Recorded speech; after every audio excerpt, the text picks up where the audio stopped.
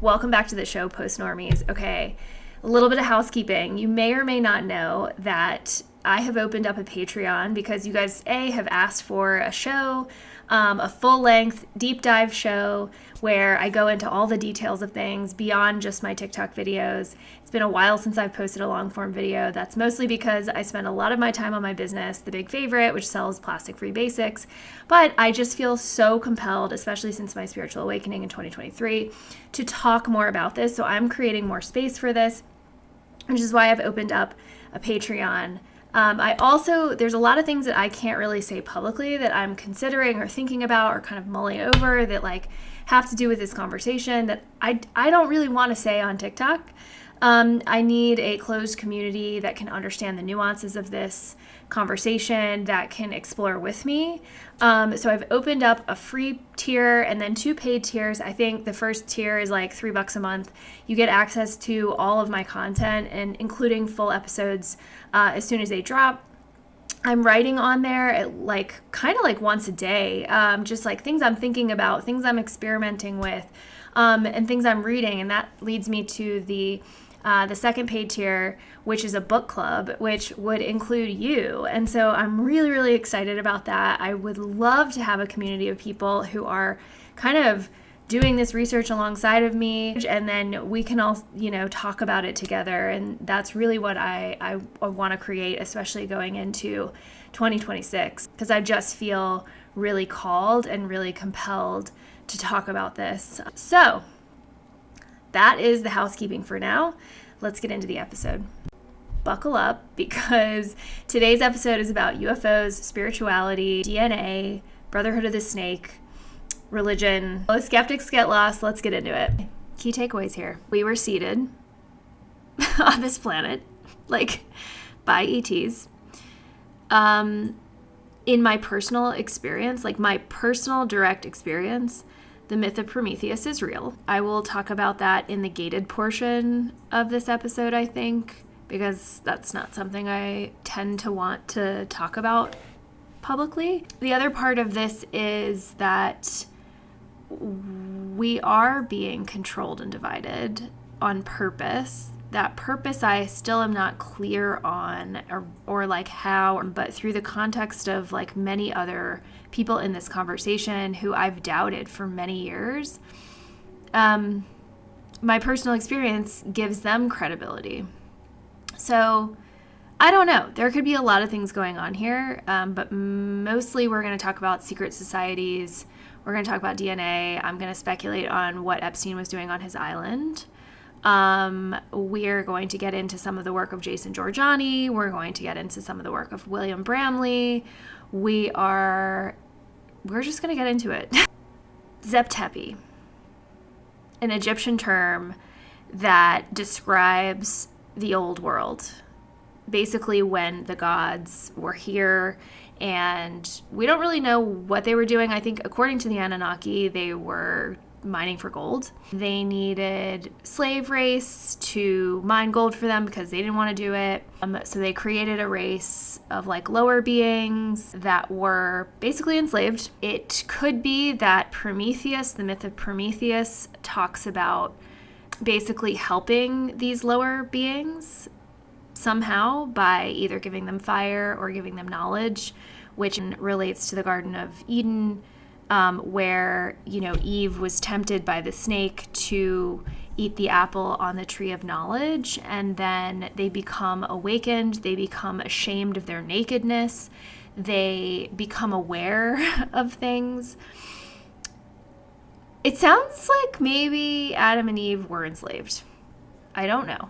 But it kind of sounds like maybe they were enslaved in the garden. And when God was like, oh shit, what if you eat from the tree of life and then you become immortal like us? We can't have competition. Get the fuck out.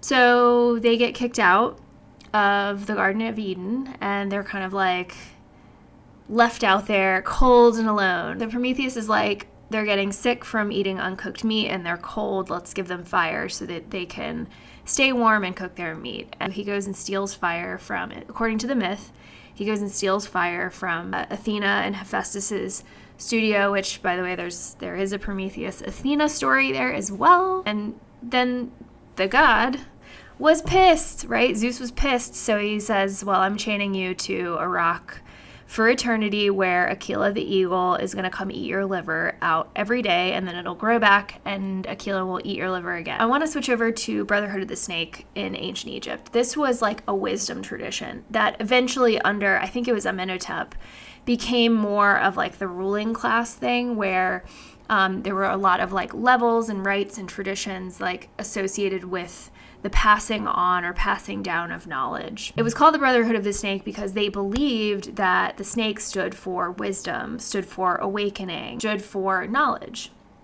Which, by the way, going back to Adam and Eve, the snake and the tree of knowledge. Also really obsessed with David Elkington's work, especially his book, The Ancient Language of Sacred Sound, where he goes into the pharaohs and their ascent journey, their communing with the divine. Even in their headpieces, they had this snake that came out from the third eye area that signified their direct connection and communication with the divine. So again, it's that snake symbology. In modern day, you see the snake around the caduceus. Medical staff has the snake wrapping around it. A lot of people equate this to a DNA awakening. In the yogic traditions, Kundalini is represented by a snake.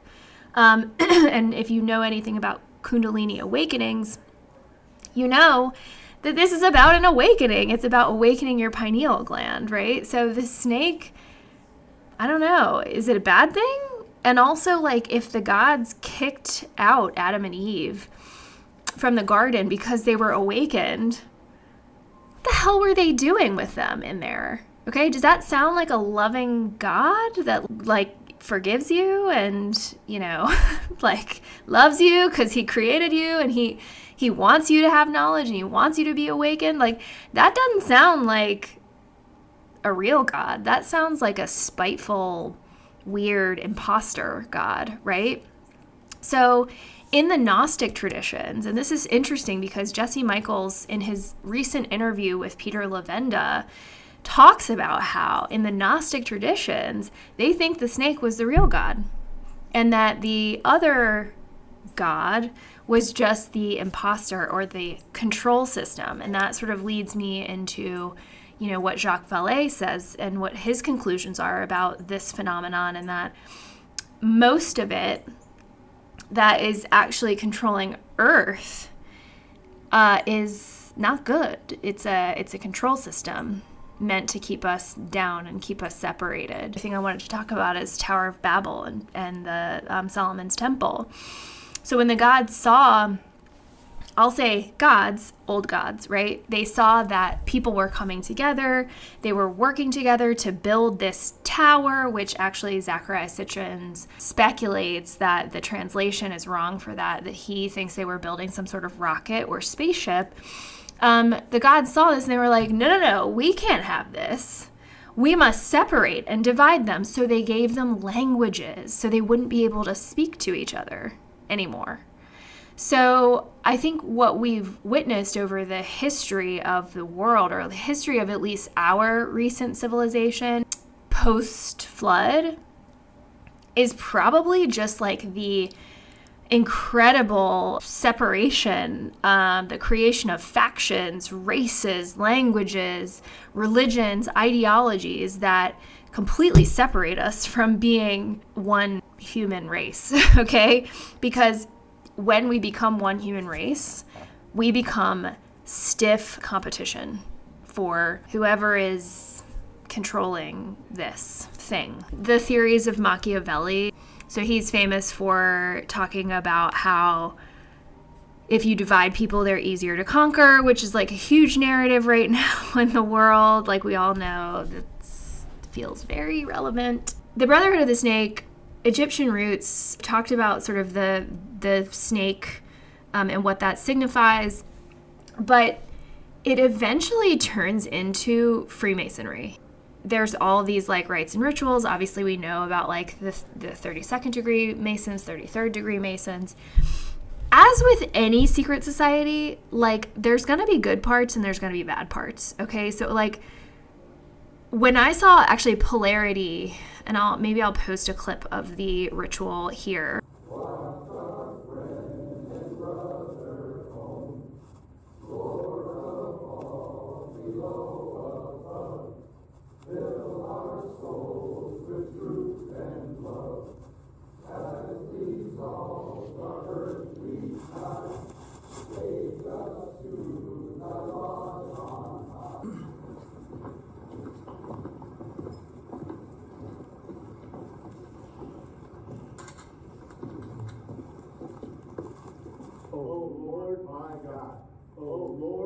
God, oh Lord my God, is there no help for the widow's son? Brother Habitat, you will raise the body by the grip of an eminent French mason. When I saw Polarity show the leaked videos of the 32nd or 33rd, I think it was 32nd degree Mason ritual, I watched it and I didn't really think much of it. They referenced God a lot. They referenced, and not in a dark way, they referenced a higher power, which I think is good. I think a lot of people look at ritual and they don't understand what happens there. When you're doing a ritual, you're creating a portal. And I think what they were trying to do there, and this is like, I don't know because I'm not a Freemason, but I do practice rituals. In fact, behind me, just here, is an altar where my husband and I put all of the things that bring in positive energy that we look at and we feel like, yes, this is what we want to create in our life. So we have pictures of our wedding day. We have pictures of our dog. We have pictures of our, future dreams. Like we have things and objects that bring in the energies that we want to work with, like love and peace and enjoyment, excitement. And so every time we are in front of that altar, we experience that energy. That is a portal that's helping us bring in that energy to our everyday life. And that's something that's incredibly positive. Of course, you can use it for bad. And I look at the rituals that were leaked. What it looked like to me was that they were basically doing an enactment of death, because death is a portal. Like, life doesn't end here, and then your soul will go on. So, like, death is just a portal, and what they're doing is they're upgrading this guy into a new knowledge. They're initiating him into a new level. And I'll just say, like, again, everything can be corrupted through intention. And that's why, like, when Jake Barber talks about intention is everything, it really is everything. What is your intention? Is your intention to do good, or is your intention to do bad? William Bramley talks about this a lot. It's like the intention to do good, but doing bad things because you want like a good goal. It doesn't create the world you want to live in. It just creates a world in which bad things are happening because you want something good to happen in the end. It's almost like when I tell you, like, you can't fight for peace. Do you see, like, how that's, like, inherently at odds? Intention is really important. That's why it's so important to bring our telepathic abilities online, because words can deceive, but energy can't. Energy is true.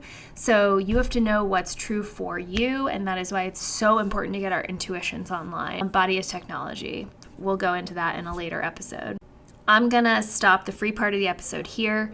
I'm going to encourage you to go on to my Patreon and watch the full episode where I get into the Knights of Malta and I get into what I think might have been going on Epstein's Island, a little bit of the occult history of the Nazis in Germany, and where we might be with that today. So if you're interested, please head over to Patreon, and I hope to see you there.